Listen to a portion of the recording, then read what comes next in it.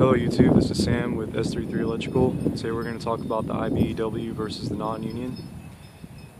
And for those of you that aren't aware, the IBEW stands for International Brotherhood of Electrical Workers. Here where I'm at in Austin, Texas, we have what's known as the Local 520, and in different cities across the country and all over the world, they identify by that number. It just so happens that here where I'm at in Austin, we have the 520.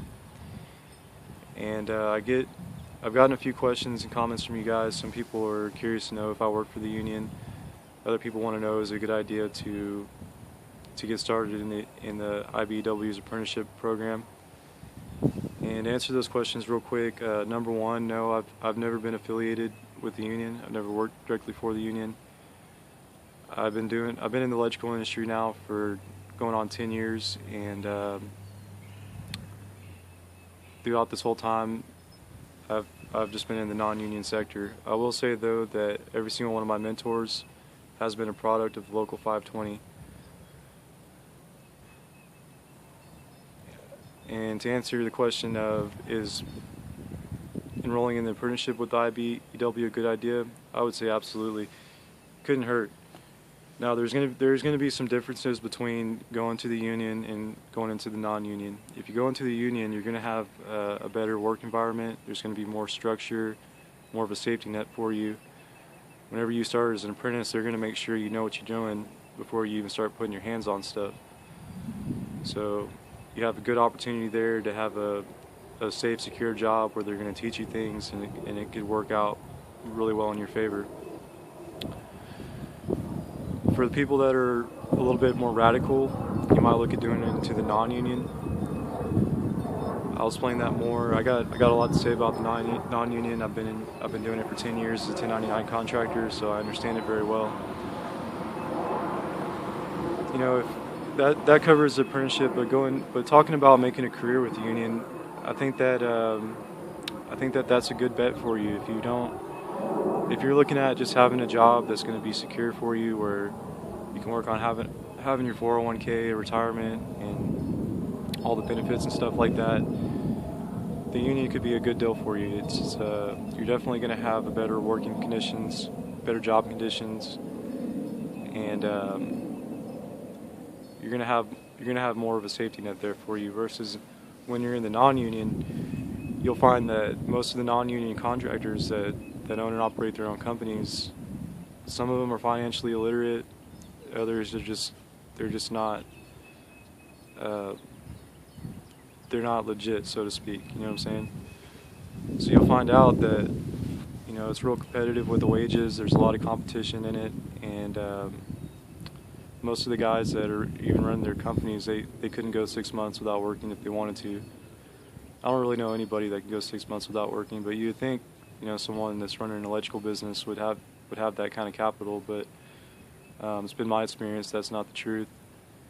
So it's very competitive, and they expect you to produce. Like right off the bat, if you're getting into a non-union situation, you're going to have to produce, and they'll tell you real quick, hey look, if you can't do it, just let me know, because I'll get someone that, I know some people that can, and they'll be here real quick.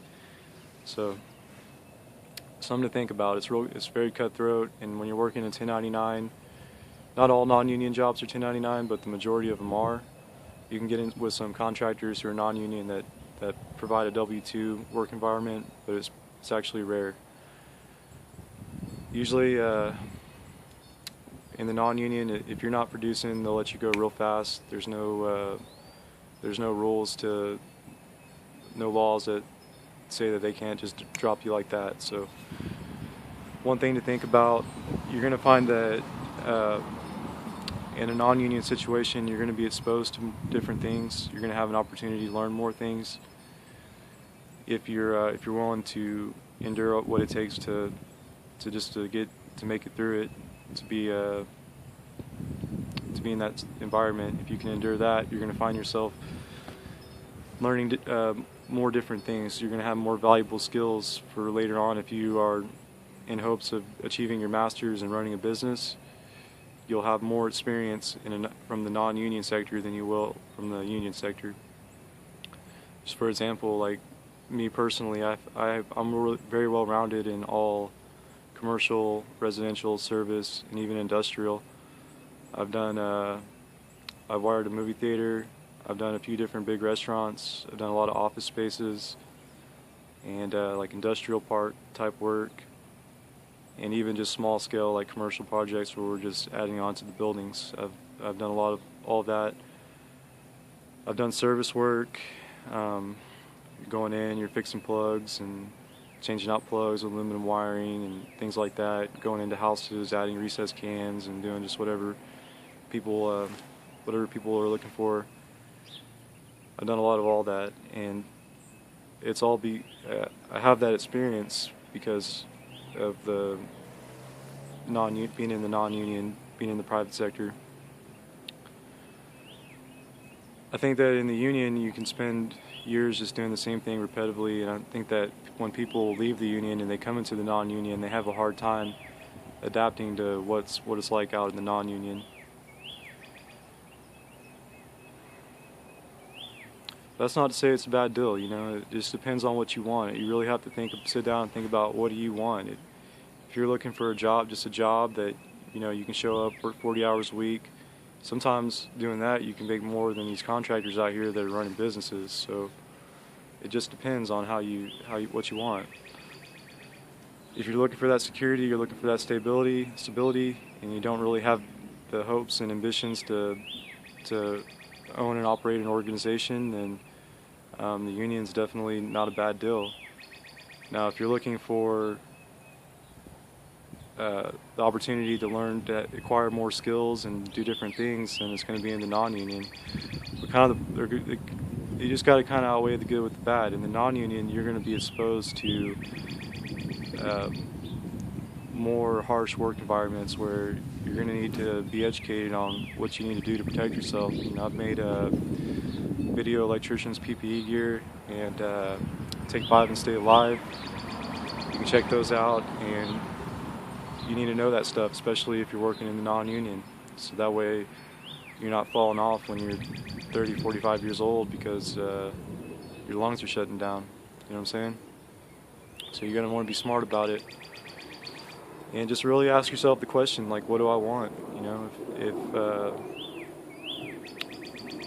if you're willing to sacrifice and work really hard and be a quick learner, you're fast on your feet, you can make it in the non-union, even with the competitiveness and the different challenges that you're going to have to endure. You can do just as well in the non-union as in the union. It's just going to be a personal preference.